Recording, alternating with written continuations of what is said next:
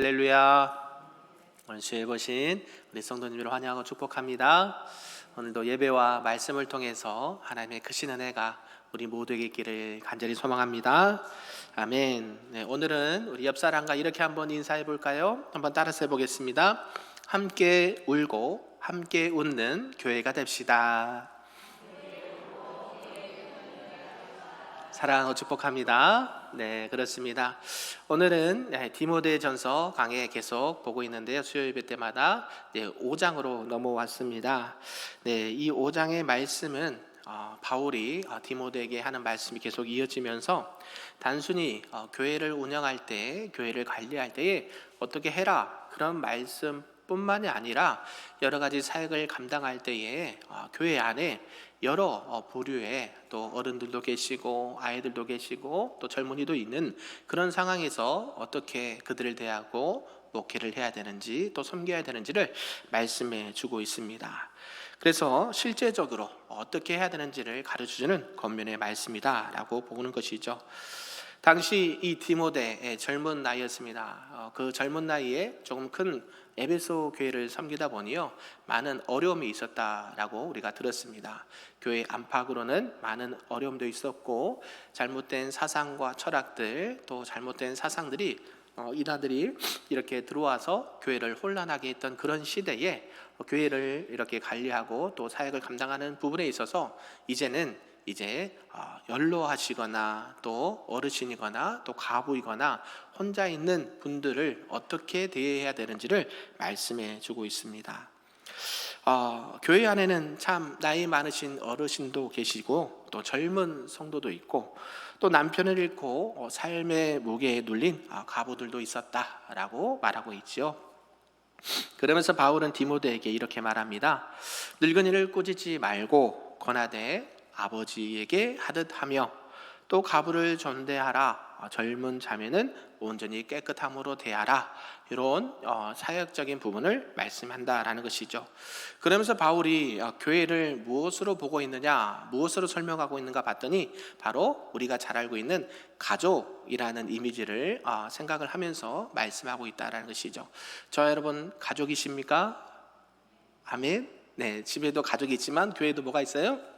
가족이 있다는 것이죠. 믿으십니까?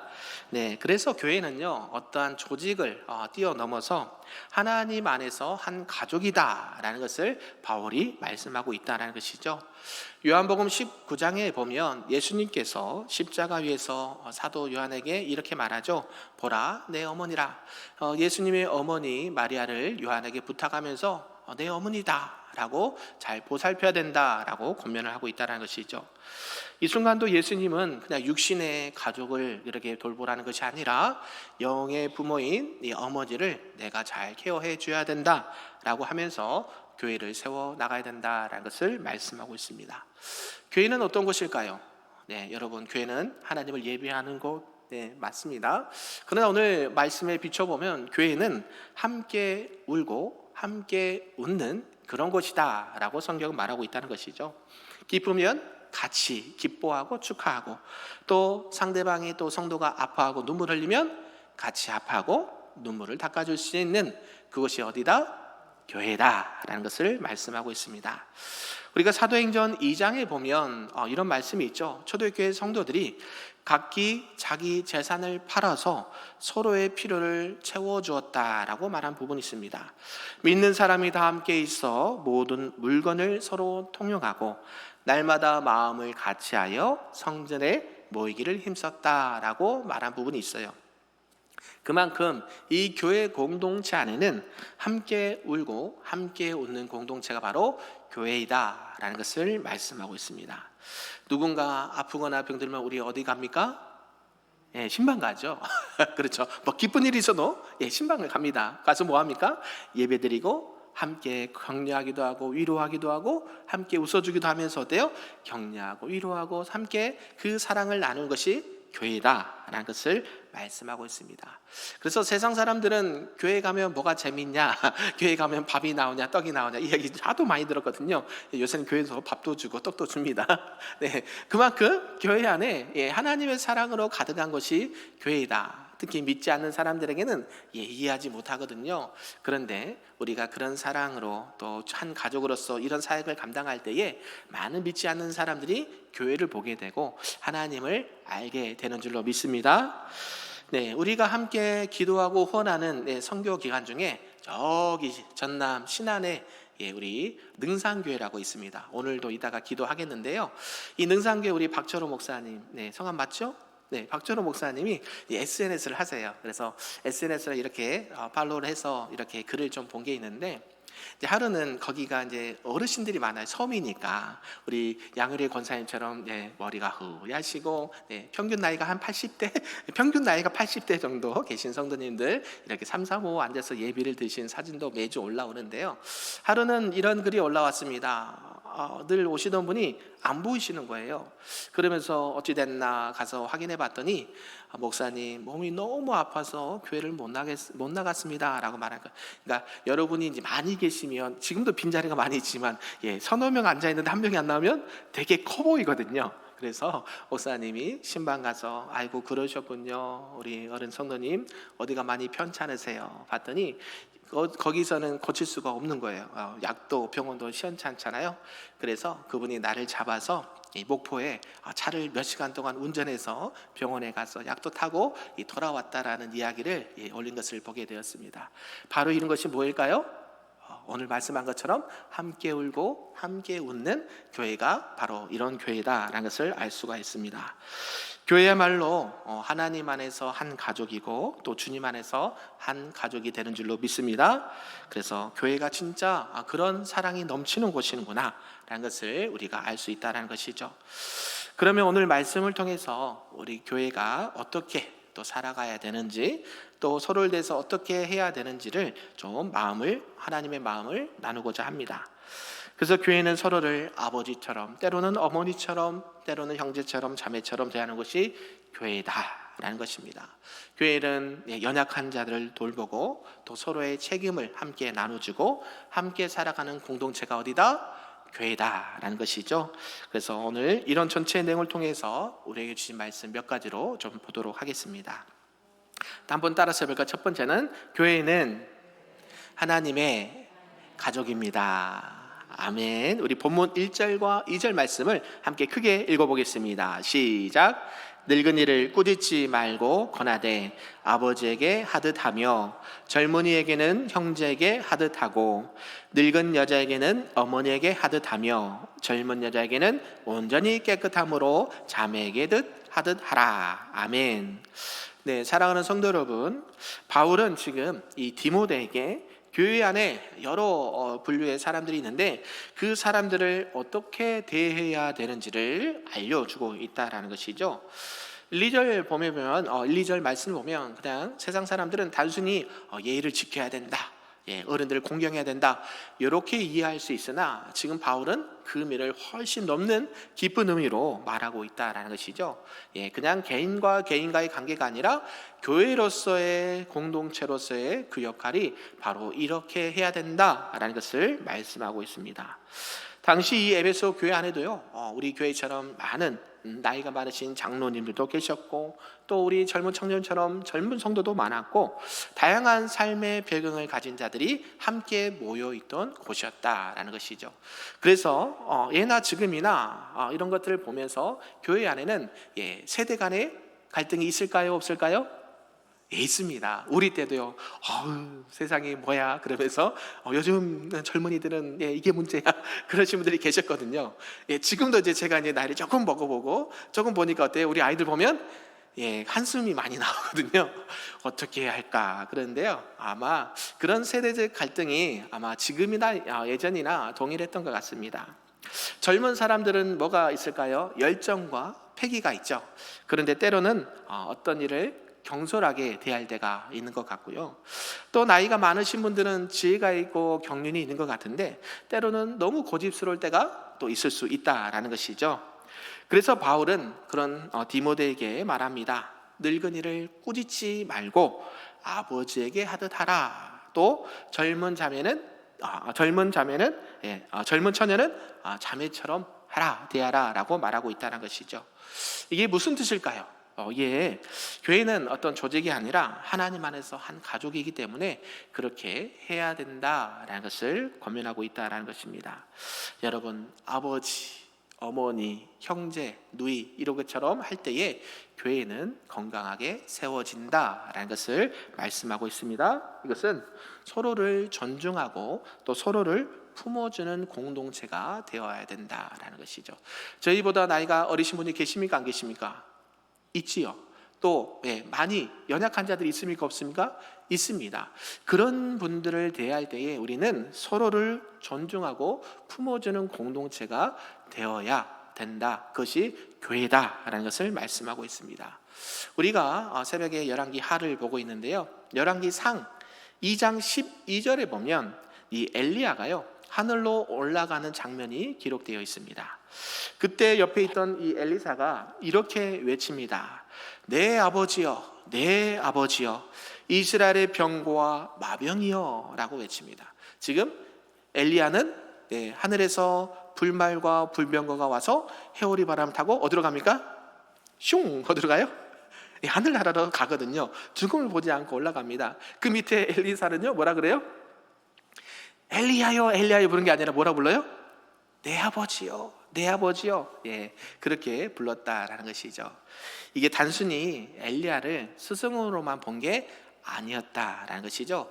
바울이 이 디모데를 영적인 아들로 봤던 것처럼 엘리사도 엘리야를 어떤 부로 봤어요?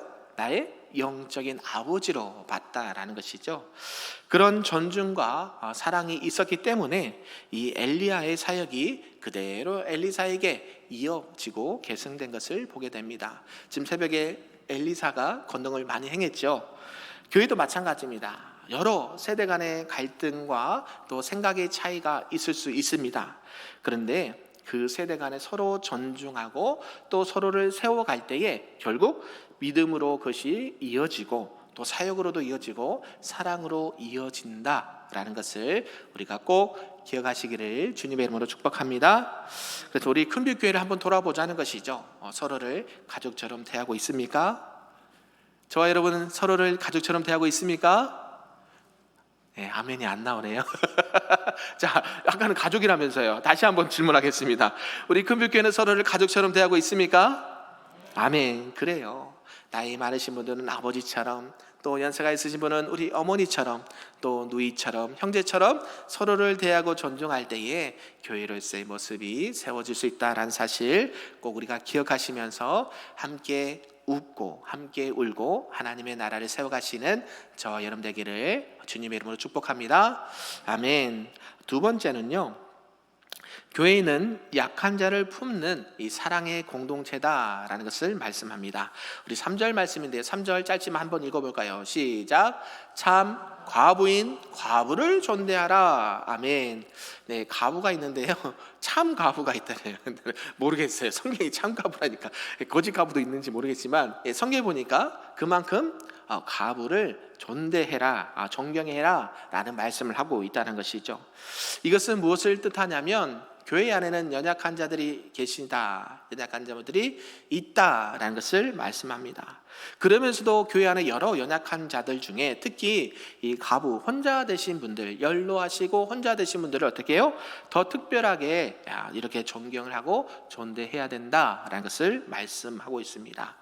아주 세심하게 말하고 있는 것을 보게 되는데요, 왜 이렇게 사도 바울은 디모데에게 우리 특히 이 연세가 많으신 또 과부분들을 더 이렇게 존대해야 된다라는 것을 말씀하시냐면, 지금도 그렇지만 그때 사회와 그 배경에는 과부가 된다는 것은요 가장 취약한 계층이었다라는 것이에요. 남편을 잃으면 생계가 막막하죠. 그리고 법적인 보호도 거의 못 받는 상황이었습니다. 지금은요 우리가 사회복지가 많이 잘 돼 있어가지고요, 한부모가 됐던 뭐가 됐던 많이 혜택이 있고 지원이 있습니다. 그런데 이때는요 법적인 보호도 많이 받지 못했고요, 자녀가 혹시 없거나 자녀들이 돌보지 않으면 그의 삶은 그냥 쉽게 말하면 버려진 인생이 될 수 있기 때문에 이런 분들은 교회에서 어떻게 해라? 더 존대해라 라는 것을 말씀하고 있다는 것이죠.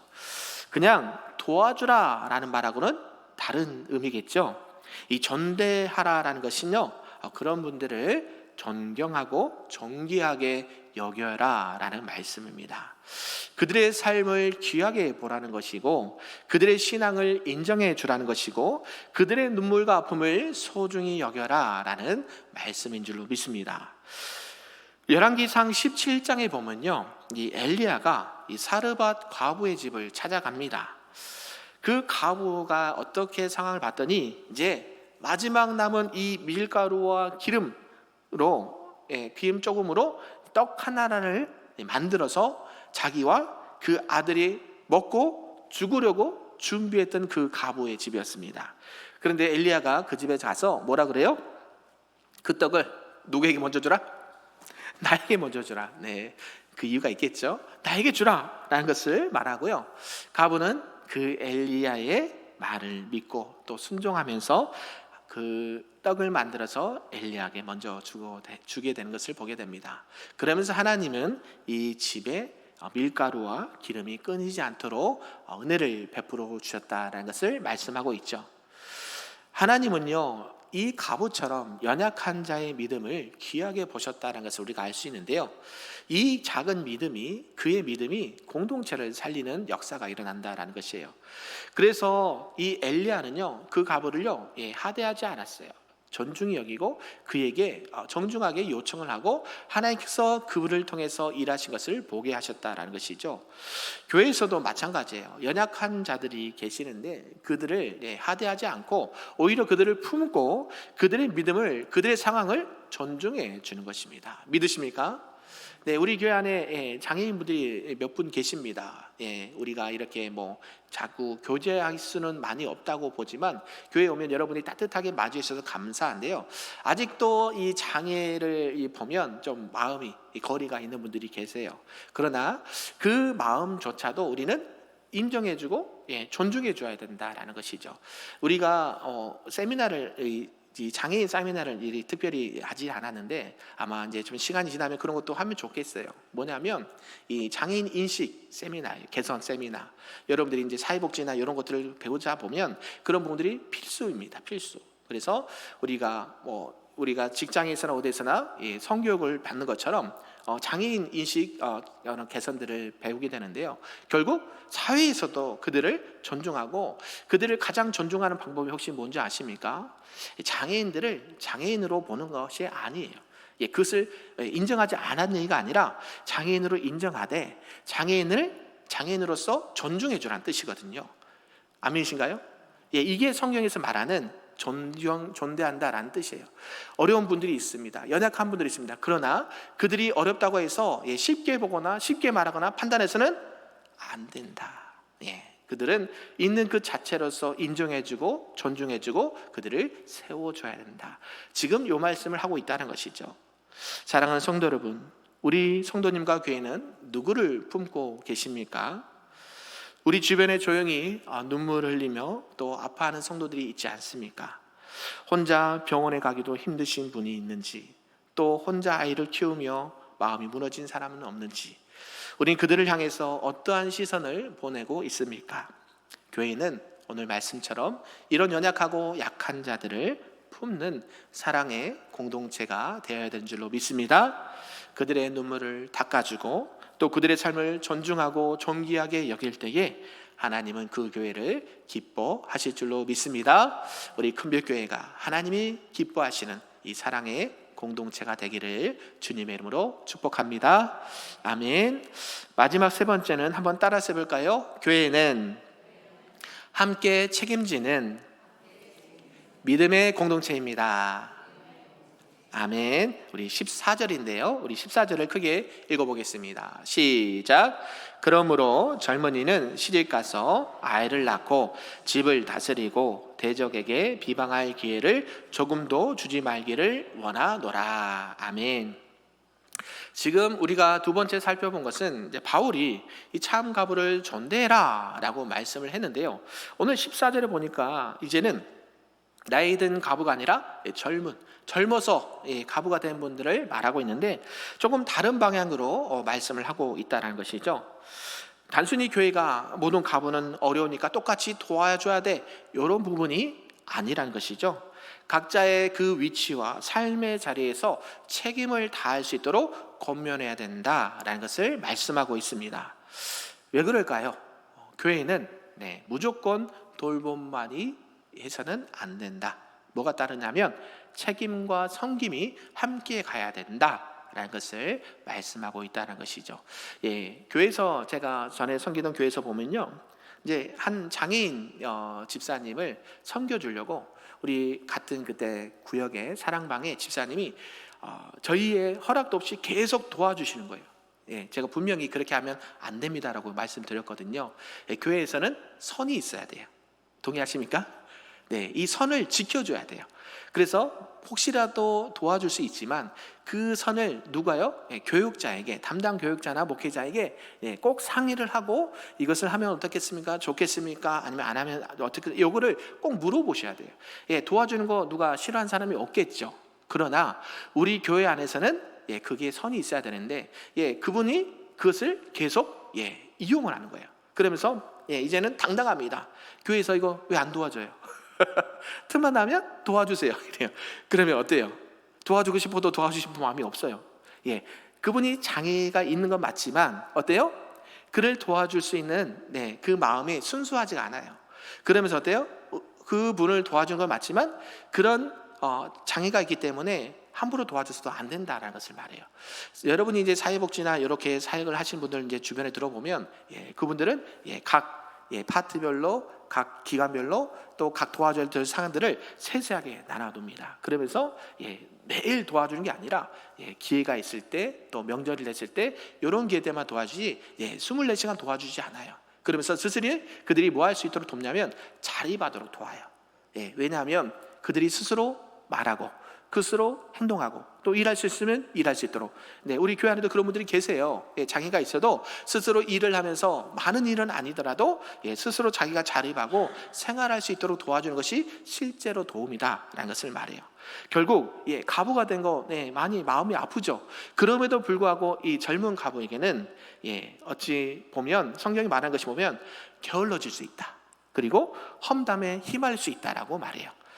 그러니까 남편이 없으니까 소득이 없잖아요. 그리고 도와주는 것으로만 산다고 가정을 해보십시오. 일을 하겠습니까? 안 하겠습니까? 안 하죠. 가만히 앉아도 도와주는데 뭐하러 일해요? 그런데 일할 능력이 있습니까? 없습니까? 있죠. 젊으니까 얼마든지 나가서 일할 수 있음에도 불구하고 교회가 혹시라도 그렇게 선을 넘어서 계속 도와주다 보면 안 된다. 그러면서 어때요? 그가 스스로 아예 젊기 때문에 다시 재가를 가든지 또 여러 가지 일들을 할 수 있도록 자기의 삶을 자기가 책임질 수 있도록 안내해 줘야 된다. 이 모든 짐을 누구에게 맡기지 마라? 교회에게 지으면 안 된다라고 권면하고 있다는 것이죠. 교회는 우리가 잘 아셔야 됩니다. 우리도 복지 사역을 섬기는데 일을 하고 있습니다. 또 앞으로 더 많아지겠죠. 특별히 교회가 그런 사역을 해야 됩니다. 그걸 반대하는 게 아니라 어때요? 교회는 교회로서의 본연의 본질을 지키면서 해야 된다는 거예요. 교회는 복지기관입니까? 아닙니까? 근데 복지해야 됩니까? 아닙니까? 해야 돼요. 근데 복지기관은 아니에요. 구분할 수 있어야 돼요. 복지 사역을 하지만 교회는 어떤 곳이에요? 하나님께서 이 땅에 교회를 세우신 목적이 어때요? 그걸 하라고 세우신 것이 아니에요. 그거 하려면 복지관을 세우라고 그러죠, 성경에서. 그러나 우리가 교회로서의 그 사명을 감당할 때에 이 한 부분을 감당을 할 수 있도록 하는 것이 또 교회에 당연히 해야 될 사역이라는 것이죠. 그게 본질을 벗어나는 경우를 저는 너무나도 많이 봤습니다. 지금은 그런 부분이 좀 덜한 것 같아요. 예전에 초창기에 교회가 이렇게 사회복지 사역을 많이 했습니다. 지역아동센터 들어보셨나요? 지금도 있죠. 지금도 있어요. 그래서 이 국가에서 너무 이제 많으니까 지원도 한계가 있잖아요. 그러니까 이제 권역별로 계속 이제 감사를 나가는 거예요. 정기 감사, 우리 어린이집도 있죠. 어린이집 선생님도 계시죠. 정기 감사가 있어요. 그 다음에 수시 감사가 있어요. 아멘 감사가 있어요. 그러면서 점수를 계속 100점에서 깎아요. 오늘은 처음에 100점부터 시작해요. 100점에서 이거 미달됐습니다. 그래서 결국에는 점수 미달로 통해서 그 복지기관의 사역을 못하도록 막고 교회가 본질을 이렇게 벗어나면 안 된다는 것을 우리는 많이 봤습니다. 오늘 말씀도 마찬가지죠. 교회 안에 도움이 필요한 분들 많이 있습니다. 그러나 교회로서는 교회의 본연을 잘 지키고 또 그분들이 스스로 자립할 수 있도록 권면하고 세워줄 수 있는 것이 교회가 해야 될 일이다라고 바울은 권면하고 있습니다. 사랑하는 성도 여러분, 오늘 이렇게 말씀해 보면 하나님께서는 우리 교회를 통해서 하나님의 크신 일들을 감당하길 원하십니다. 함께 울고 함께 웃는 교회, 이 교회가 하나님께서 기뻐하시는 교회고 또 교회 본연의 사역을 감당할 수 있는 교회인 줄로 믿습니다. 어려운 이들, 또 연로하시고 또 혼자 되신 분들을 존중하고 존대하면서 우리가 그들을 섬기되 또한 젊은이들에게는 그들을 스스로 자립할 수 있도록 또 신앙적으로 쓸 수 있도록 우리가 또 권면하고 세워갈 수 있는 우리 큰별교회가 될 수 있기를 주님의 이름으로 축복합니다. 아멘.